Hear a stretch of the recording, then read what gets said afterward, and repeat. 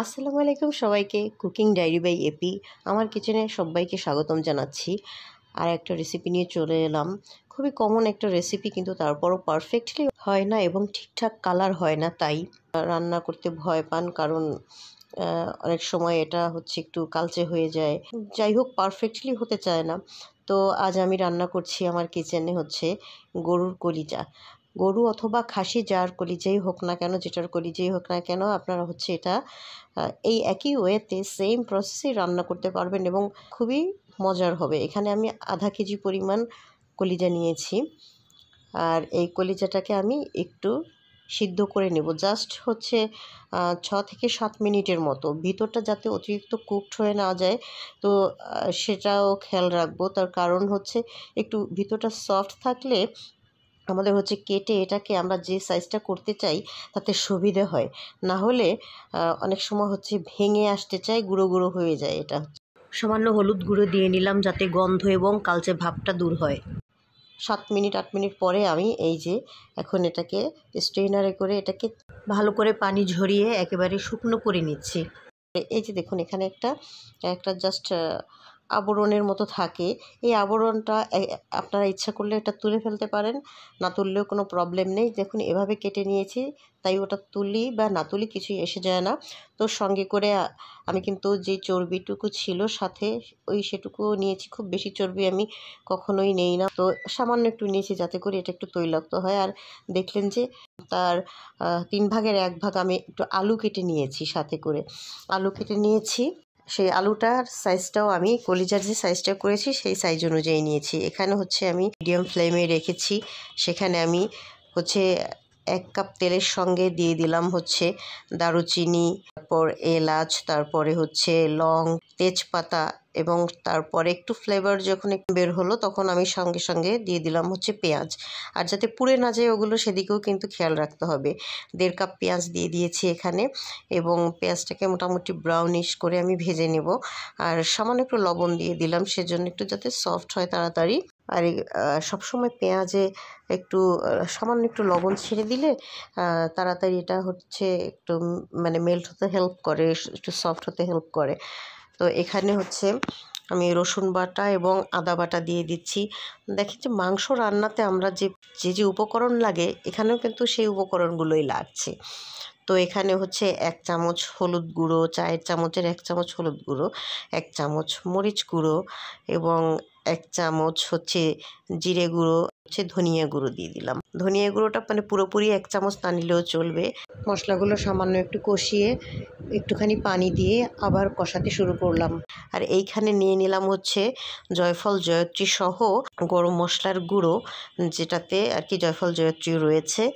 আর সেটা দিয়ে দিলাম হচ্ছে 1 টেবিল চামচের মতো। আর এখন একটু পানি দিয়ে দিচ্ছি এটাকে ভালোভাবে কষিয়ে নেওয়ার জন্য। আপনারা এটাতে হচ্ছে যে কোনো রান্নার তেল ইউজ করতে পারেন, সয়াবিন, অলিভ অয়েল কিংবা সরিষার তেল। একটু বুঝতেই পারছেন যে যেটা স্বাস্থ্যের জন্য ভালো সেটাই চেষ্টা করবেন, যার যেমন অ্যাবিলিটি আছে সেই অনুযায়ী। আর এখানে দিলাম দেখেন চায়ের চামচের 1 চামচ হচ্ছে রেড চিলি সস, আর হচ্ছে 1 চামচ টমেটো সস। টমেটো পিউরিও দিতে পারেন, তবে এই সসটা দেওয়ার কারণে লাইট একটু মিষ্টি লাগবে, কিন্তু সেটা এই কলিজার জন্য কিন্তু পারফেক্ট হবে। আর এর বেশি আমি এখানে সস ইউজ করতে বলবো না। যদি আপনি পরিমাণটা বেশি নেন, কলিজা বেশি রান্না করেন, তাহলে সেই ক্ষেত্রে হয়তো বা একটু বাড়িয়ে দিতে পারেন। আলুটাকেও দিয়ে দিলাম, আলুটাকে দিয়ে একটু পানি দিয়ে দিলাম, একটু কষিয়ে নিচ্ছি ভালো করে। আর যেহেতু মানে হাফ ওটা বয়েল করা আছে আমাদের কলিজাটা, তো সেক্ষেত্রে আমাদের হচ্ছে আলুটা একটু হয়ে আসলে তখন দিলে কোনো প্রবলেম হবে না। আর যতটুকু তেল দিয়েছি আমার কাছে পারফেক্ট লাগছে। রেস্টুরেন্টেরটা বেশি টেস্টি হয়, কারণ ওরা প্রচুর পরিমাণে টেস্টিং সল্ট ইউজ করে, এবং ওরা হচ্ছে অনেক তেলে রান্না করে, জাস্ট তেলের উপরেই রান্না করে। তো আমরা যখন বাসা বাড়িতে রান্না করি, আমরা কিন্তু স্বাস্থ্যের কথা মাথায় রেখে এগুলো ইউজ করি না। তেলটা কিন্তু দেই ঠিকই, কিন্তু অতিরিক্ত না। অনেকে আবার একটু বেশি তেল খেতে ভালোবাসেন। আপনারা নিজেদের পরিবারের মানুষের পছন্দ অনুযায়ী কিংবা নিজেরা কীরকম পছন্দ করেন সেই অনুযায়ী আপনারা দিতে পারেন তেলটা। যেটুকু দিয়েছি সেটুকু হচ্ছে এইটুকুর জন্য পারফেক্ট। তো লবণ দিয়ে দিলাম মোটামুটি পরিমাণ মতো। আপনারা লবণটা কিন্তু সবসময় একটু দিয়ে আর কি চেক করে নেবেন, একবারে সব লবণ দিতে যাবেন না। একবারে লবণ দিলে হয় কি যে তরকারির মধ্যে প্রথম অবস্থায় এতটা লবণ ঢুকে যায় যে পরে ওটা মুখে দিলে একটু কেমন লাগে। তাই হচ্ছে আমি অন্তত চেষ্টা করি যে দুবারে লবণ দেওয়ার। লবণ দিয়ে দিলাম, আর সামান্য একটু ভাজার সময়, পেঁয়াজ ভাজার সময় দিয়েছি, ওটা একদমই নামমাত্র। মেইনলি এখন দিয়ে দিলাম যে লবণটা দেখলেন। তো এভাবে হচ্ছে পানি দিয়ে দিলাম, রান্না করছি। মোটামুটি একটু কষিয়ে কষিয়ে রান্না হবে এটা। আর এটা হচ্ছে কোনো অংশে রেস্টুরেন্টের চেয়ে খারাপ লাগবে না। আপনার রেস্টুরেন্টের যেরকম হয় আপনারা এরকমভাবে তৈরি করে দেখবেন, একদমই খারাপ লাগবে না, ভালো লাগবে, খেতে ভালো লাগবে অনেকটাই। আর আমি হচ্ছে এটাতে হচ্ছে পেঁয়াজ রসুন একটু ভেজে একটু বেরেস্তা টাইপ করে তারপর দিব। ভাজা জিরের গুঁড়ো দিয়ে দেবো, জাস্ট সামান্য ভাজা জিরের গুঁড়ো দেবো, হাফ চা চামচের মতো ভাজা জিরের গুঁড়ো দিয়ে দিচ্ছি।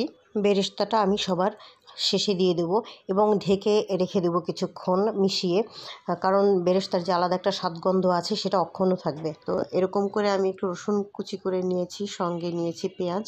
তো রসুন এবং পেঁয়াজটা এরকম ব্রাউন কালার হলে আমি সেটা দিয়ে এটা হচ্ছে বাগার দিব। এটা মানে ভীষণই একটা সুন্দর একটা ফ্লেভার যুক্ত করে এবং তার সঙ্গে খেতেও ভালো লাগে। তো এই যে দেখুন পেঁয়াজ রসুনটা বেরেস্তা করে দিয়ে দিলাম, এবারে মিক্স করে দিচ্ছি। আর একদমই লাস্ট পর্যায়ে আমরা চলে এসেছি। এখানে হচ্ছে লাস্ট একটু আমি কিছুক্ষণ হালকা একটু নেড়ে চেড়ে তুলে ফেলবো, আর বেশিক্ষণ রাখতে যাব না। আর দেখুন সুন্দর কালার চলে এসছে এবং গ্রেভিটা এবং খুবই টেস্টি খেতে। আপনারা এভাবে করে দেখবেন, গরু কিংবা খাসির কলিজা একদমই এরকমই হবে এবং এত সুন্দর হবে। কেউ যদি একটু ঝাল ঝাল পছন্দ করেন তাহলে আর একটু মরিচের গুঁড়ো এখানে অ্যাড করতে পারেন, হাফ চা চামচের মতো অ্যাড করতে পারেন। আর দেখুন কি সুন্দর একটা পারফেক্ট কালার এসছে, কালো হবে না এভাবে করলে, সিদ্ধ করে পানি ঝরিয়ে নিলে কালো হবে না। আর এরকমই সুন্দর হবে দেখতে এবং খেতেও বেশ মজার। আপনারা অবশ্যই বাসায় ট্রাই করে দেখবেন। আজ এ পর্যন্তই, সবাই ভালো থাকুন, সুস্থ থাকুন, আল্লাহ হাফেজ।